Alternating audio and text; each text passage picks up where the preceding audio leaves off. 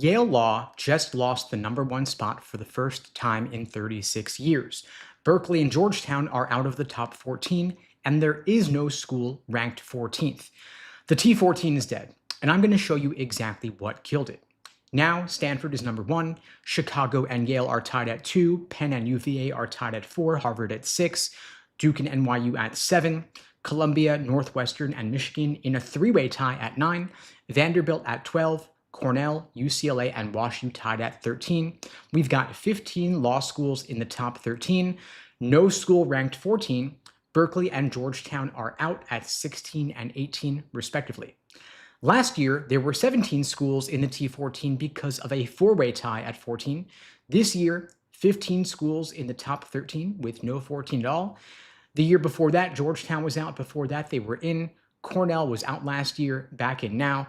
UT Austin was in last year, back out now. A whole big mess, right? When I started teaching the LSAT in 2005, the T14 was treated like constitutional law. The whole point was supposed to be that these 14 schools would never change. That's what made it useful. You could say T14 and everyone knew exactly what it meant.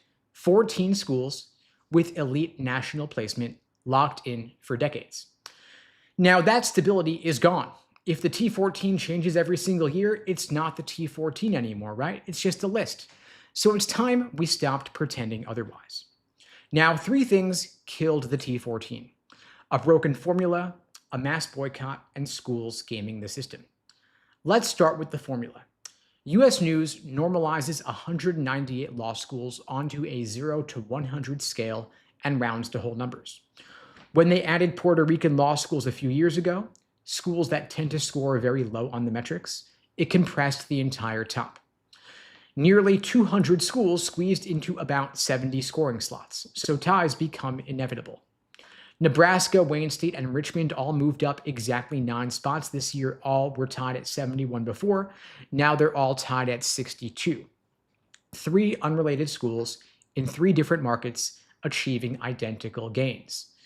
That's not measuring anything, really. That's just a rounding error. And at the top, the compression is even worse. Yale's employment rate dropped from 95.5 to 94.9%. That is 0.6 of a point.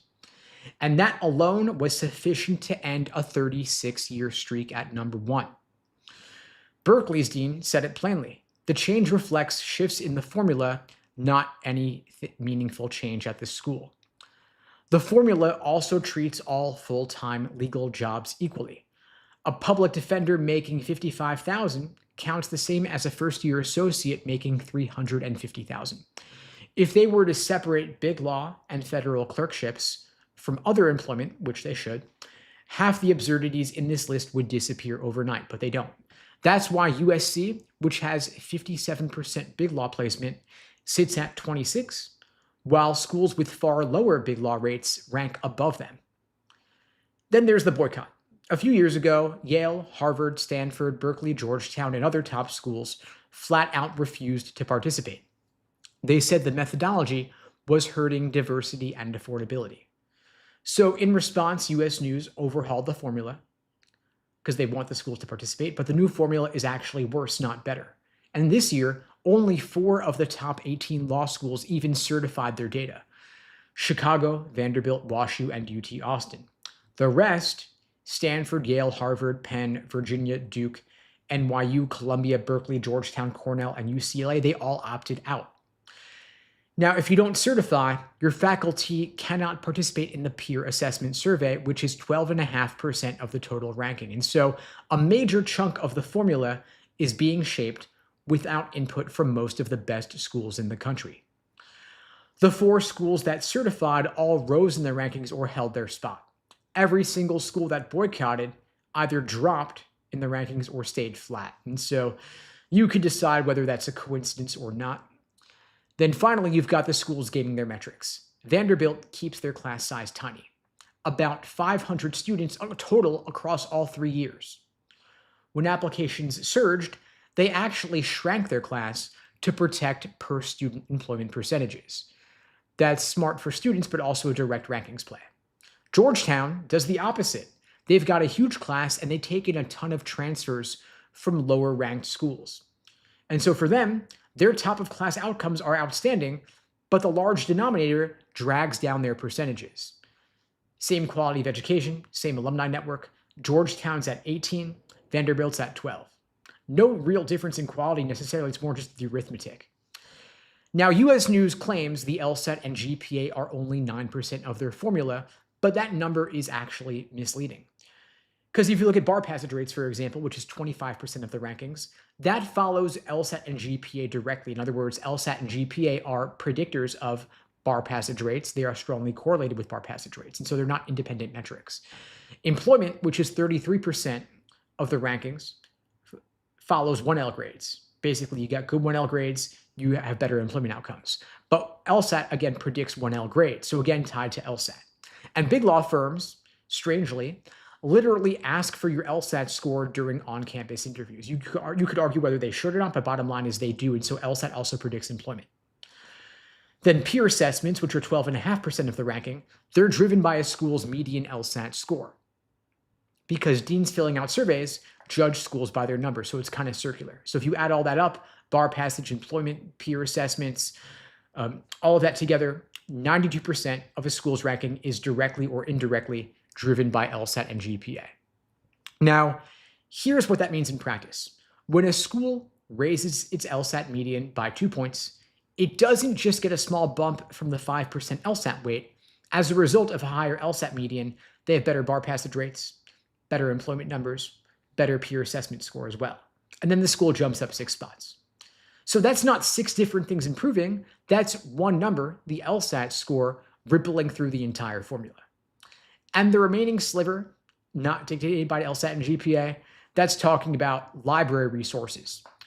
Literally 2% of your school's ranking is how many librarians they employ per student in 2026, when every piece of legal research happens on a screen. Now, I've been doing the LSAT for 20 years. Not one student has ever mentioned library staffing as being important to them. Don't know why it's in the rankings. And so if the T14 is dead, the question becomes, does that mean there's no hierarchy at all? No, there absolutely is one, of course. But it's not a hard cutoff at 14. It's a spectrum. And that is determined by the people who actually hire lawyers, not US News. Now, of course, hiring partners don't track the rankings. Most of them couldn't even tell you what their own school is ranked at. But they do have a general mental map of this, right? So they're looking at Yale at the top, Stanford, Harvard, Chicago next, then Columbia, NYU, and Penn, then UVA and Duke, then Berkeley, Michigan, and Northwestern, then Cornell, then Georgetown. Something roughly along those lines. And that map has been stable for decades, didn't change today, not changing because of a magazine formula. And the lines between those groups are blurry, they're not clear. The difference between a school at the bottom of one tier and the top of the next is essentially nothing. There's no cliff at number 14 where elite suddenly becomes non-elite, and there never was. The T14 just made people believe there was. I mean, think about it this way. Would you rather be at the top of your class at the school ranked 15th or at the bottom of your class at a school ranked 13th? And that question matters way more than which side of an imaginary line these schools sit on. But the T14 mentality made people unable to even think that way. The real question was never, is this school in the T14? The real question is, what are the outcomes for students at my position in the class, in the market where I want to practice? So let's talk about what actually matters in terms of the numbers. Cornell, 72% big law. Berkeley, 61% big law plus federal clerkships. Georgetown, 59% big law and such. But you got to consider context as well. Yale's big law rate is going to be lower than Cornell's because Yale students choose clerkships, academia, and public interest at significantly higher rates. Berkeley students self-select into the Bay Area. Now we got to consider that when 50% of a class goes to big law because 50% want big law, that's totally different than 50% going into big law because only 50% can. So choices versus access. You also got to consider the geographic footprint of a school. You want to look at where the school's reputation is in their region. So for example, University of Minnesota is ranked lower than UChicago, but if you want to go to practice in Minnesota, maybe Minnesota's a better school to go to if you don't want Chicago big law. You want to look at placement data for jobs broken down by market before you choose a school. And if career services won't give you the data, that's your answer right there. And I know when it's coming to choosing a school, it's a stressful decision. You're making one of the biggest financial decisions of your life. And US News just kind of scrambled the information you were relying on. So I want to make it simpler. Forget the T14. There are three things you want to look at. First, big law plus federal clerkship rate over the course of 3 years, adjusting for class size and self-selection.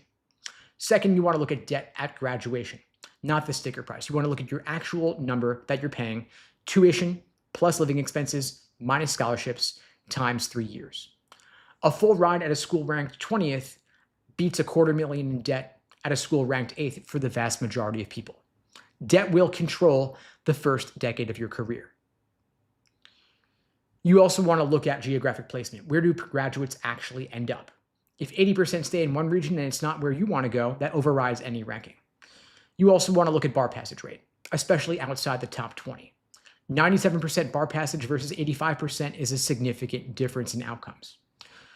You also want to look at specialty strength because, for example, different schools have different areas of specialization, different job placement rates. So, for example, Berkeley is great for tech and environmental law. NYU is great for tax law. Georgetown and UVA, open doors in DC litigation. A school ranked 30th with a top 5 program in your area might be the best choice you could make. And then there's your LSAT score. 92% of these rankings are driven by LSAT and GPA. That is how the entire system works. Your LSAT score is the single most controllable lever you have. 3 more points on the LSAT could be worth $100,000 in scholarship money. And so, while everybody else argues about whether WashU belongs at 13, you should focus on what will actually change your life. Now, if you've already gotten in and a school you're considering just dropped, this is a great time to negotiate. Schools are going to worry about keeping you. They're going to offer you more money. And if a school has increased in the rankings, then of course you might have lost some leverage. So keep that in mind when you're making these decisions. Now, the T14 was useful back in the day when it was stable. It gave people a simple shorthand for elite schools that never really changed, but that is not true anymore. As a result of US News chasing the clicks, they're changing the formulas every single year to change the school's rankings. They are basically engineering outcomes, and so schools are bouncing in and out of the rankings every year. The formula is now broken, and most elite schools won't even participate anymore. And so the concept of the T14 has become a distraction from what actually determines your career, your skills, your debt, your market, your LSAT score, and what you do within the opportunities you earn. From now on, I recommend you think about law schools the way people who hire lawyers actually think about them, as a spectrum of outcomes, not some magic cutoff at 14. To speak frankly about this, I think the rankings are dumb. And rankings from a magazine that no one cares about for any other reason are especially dumb. They are the last artifact of a world that does not exist anymore. A world where prestige was gated, information was scarce, and a single list defined your future. But that world is gone. You can easily access the data for yourself in the American Bar Association 509 reports. You can look at the above the law rankings. You can look at LSD law.